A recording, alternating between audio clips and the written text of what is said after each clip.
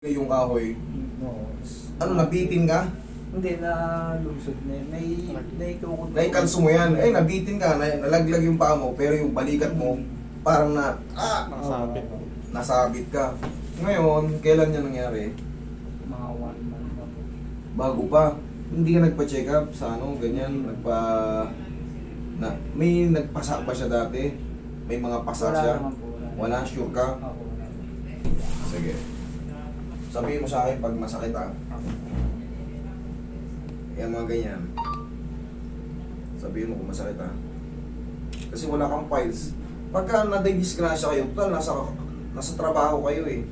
Baka sagot ng kumpanya nyo yan. O sagot ng trabaho nyo. Huwag kayong maghinayang na magpa-x-ray o ano. Disgrasya yan eh.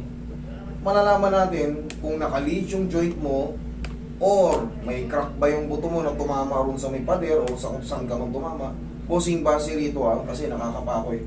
Ito, unti-unti nang numinibis ito, bossing, kumpara rito. Anong dominant mo? Anong ginagamit mo? Kanan ka, kaliwete eh? Kanan po. O, dapat baliktad. Dapat ito ang mas maliit kumpara rito. Tandaan nyo kung ano ang dominant natin, kung anong palagi ginagamit natin, mas malaki yung muscle ng palaging ginagamit kung anong dominant. Bossing ito, oh. Ayan o, yung buto rito, kumpara rito, yung mga karne mo rito, okay, malaki. Ito, medyo hawakan mo to. Yan o, pansin mo, lubog.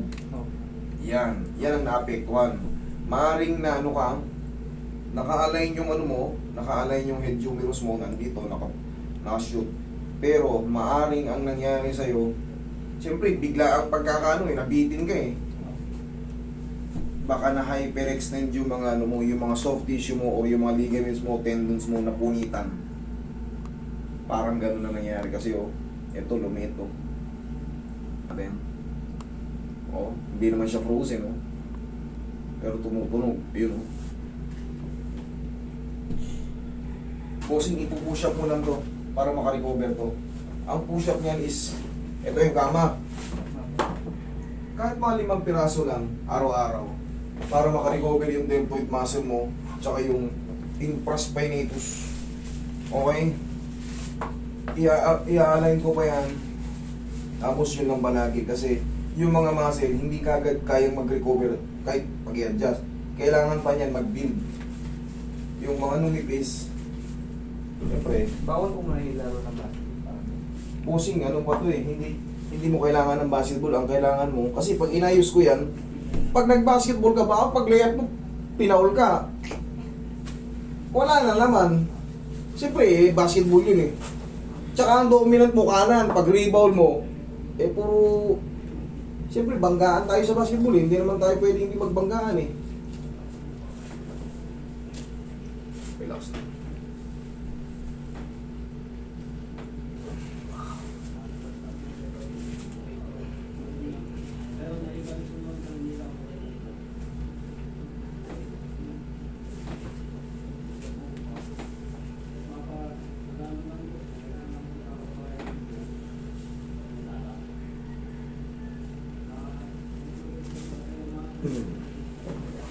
Tapa.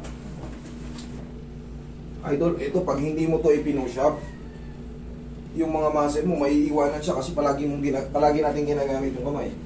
Baka magtaka ka bakit numipis yung ano mo. Nagsisimula na.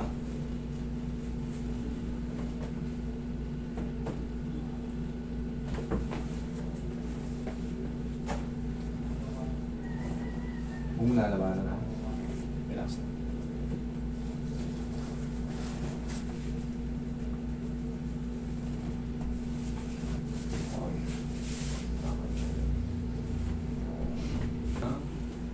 Inhale. Exhale.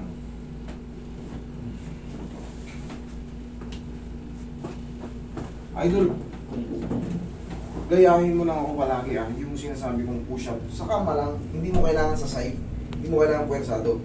Ang mahalaga, makarecover yung ano mo. Kasi magtutuloy-tuloy liliit siya, maiiwanan yan ng kaliwa mo. Ngayon medyo nagbago na. Ganito lang. Para bumalik yung lakas nito. Kasi pag walang muscle, tandaan nyo, walang power. Hihina yung ano mo, kanan ka pa naman. Para makarecover. Iba nga idol. Sige, tayo ka. O, kunyari, ito yung kama. O. Ito lang tayo. Sige, push ako ba? Sige natin kung kaya ako. Ganyan lang. 1. Kahit 5 piraso lang. 2, 3, 4, 5. Kahit 5 lang muna araw-araw. Upo ka. Yan, mahahabol niya yan. Tapos, kahit yung ganito, makaganto ka. Kahit hindi masyadong mababa, ang mahalaga may ginagawa tayo para mabilis makarecover. Okay? Ganun mo nga. Sige. Aray ko. Okay. Baba, baba, baba, baba.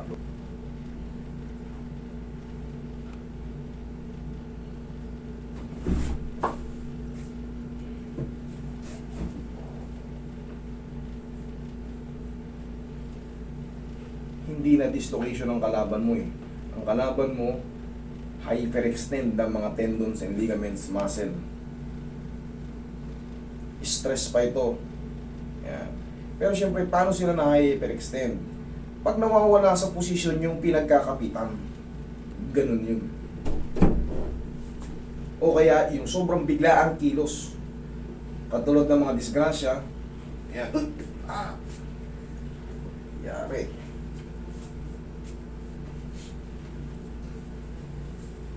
Mga 1.5 idol, back to 0 ka na ulit.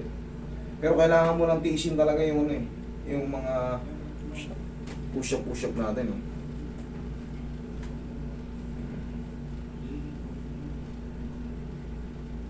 Kanina, o ngayon, kahit pa paano, may pain pa siya pero at least naangat na siya. Bossing, wala tayong ibang gagawin kundi yung tinuro ko lang.